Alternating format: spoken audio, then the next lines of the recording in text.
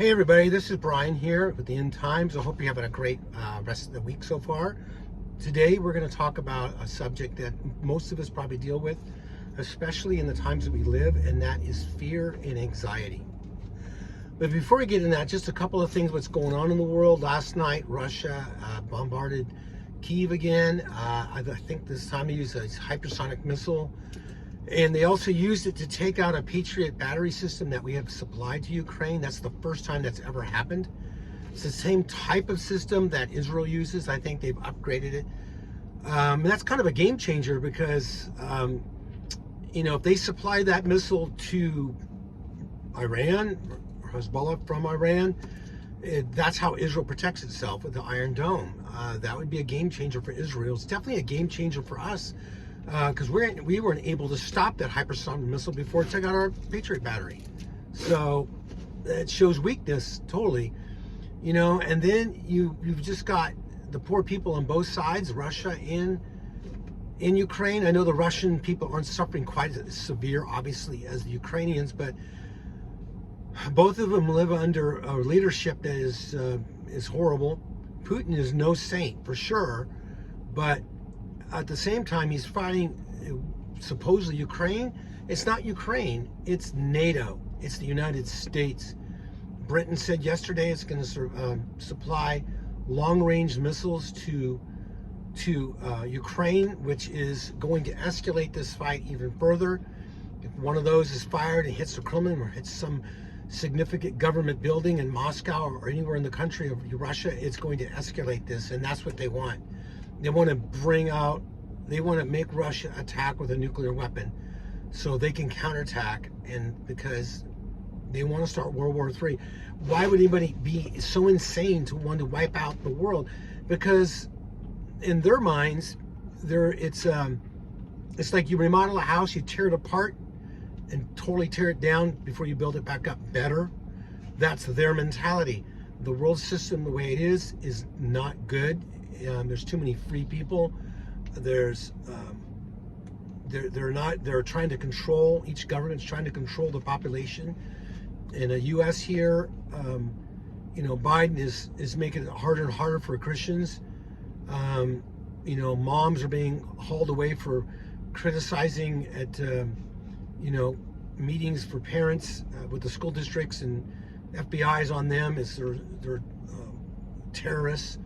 And you guys know all this, and so it's just crazy, And then you got like New York. New York, I read today, is going to monitor their citizens on their food buying, and also local restaurants in New York State. They're going to limit how much meat they can sell to their customers. And cows are bad. Right? And pretty soon chickens are bad. Fish is going to be bad. Why?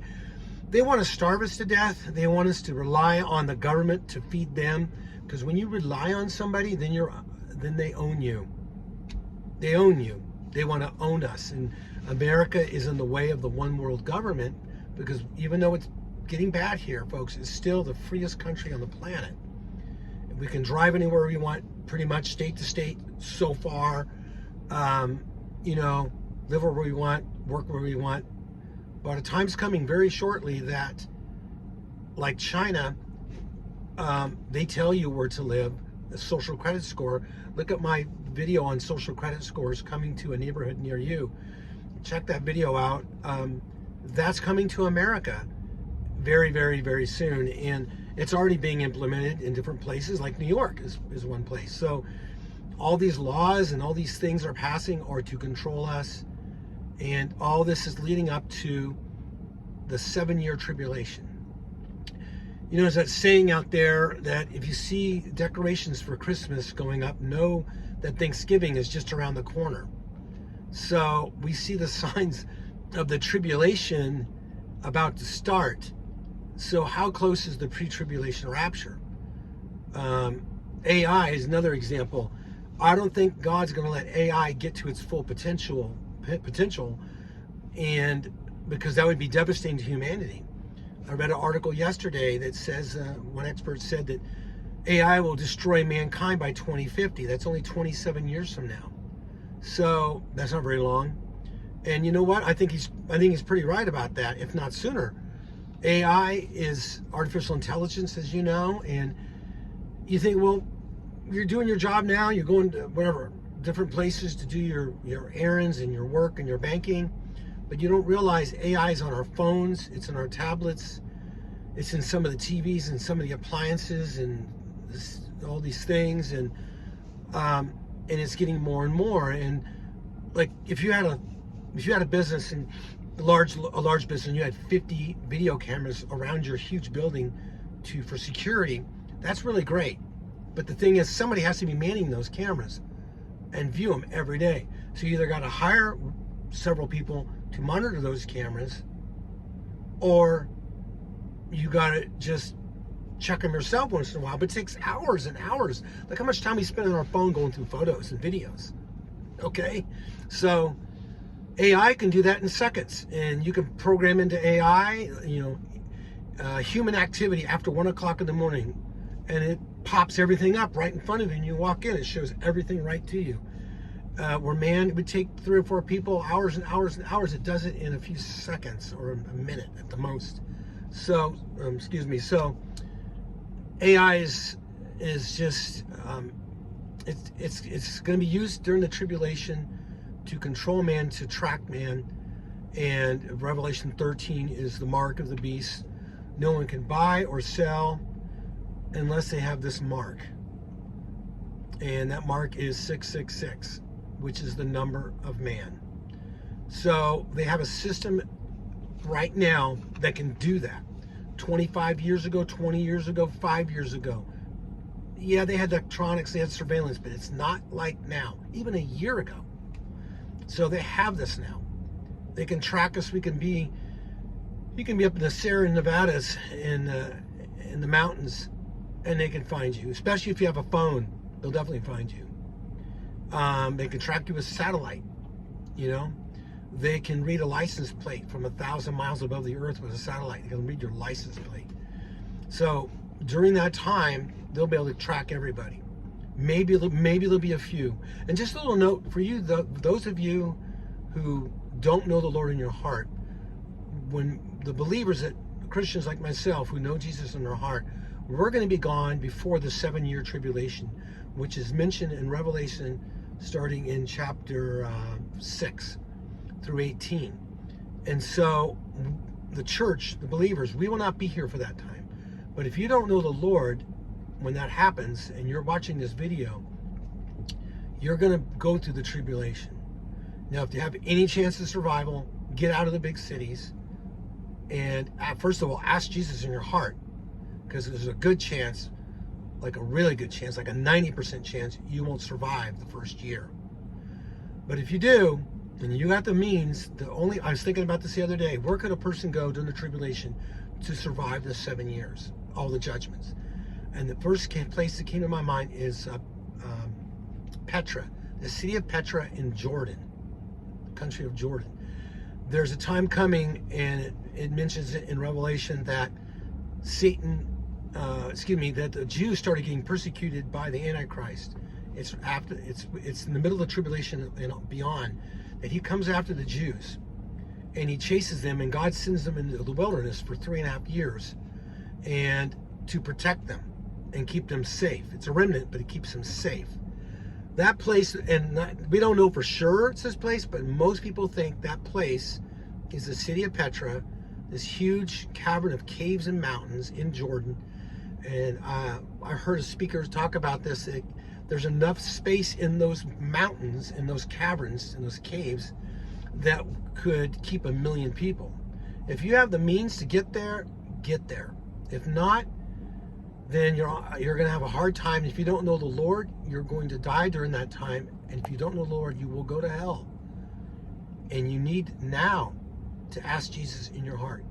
Now is the day of salvation, right now, today. You're breathing today. You may not have a breath when this video is over. You may have a heart attack or whatever. And you need to ask the Lord in your heart now. And it's just, time is short. Time is so short, folks. It's just so short. So I'm talking about a lot of stuff that's scary, but I want to talk about some scripture here that talks about fear and anxiety. Let's see if I can find it now.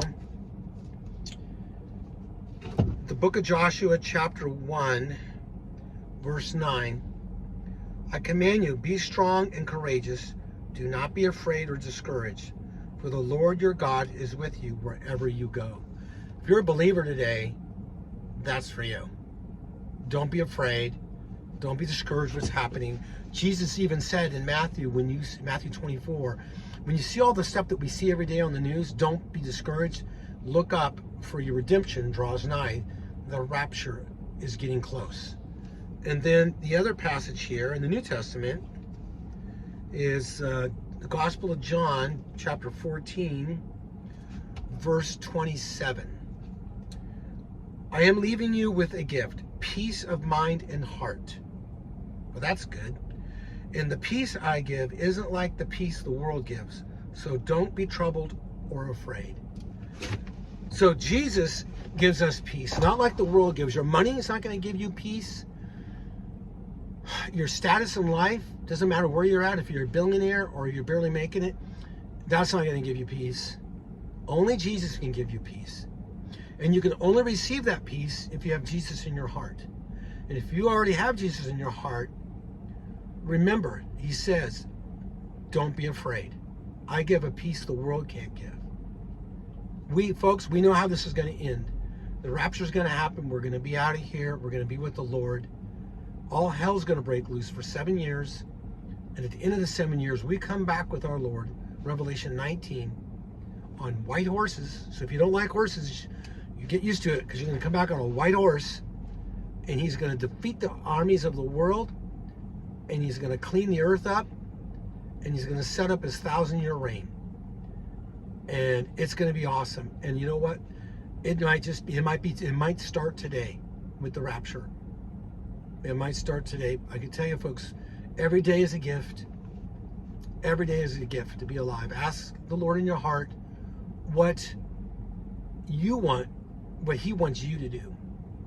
And boy, the battle is thick. The enemy is attacking every day. It's so hard to do this video. I tried 3 times. Right before I did this video, I tried 3 times to do a video. My phone overheated. I didn't have enough storage, and then it just shut down. 3 times in 30 minutes, I tried to do this video. And it's frustrating, but you know what? I thought, I got to do it.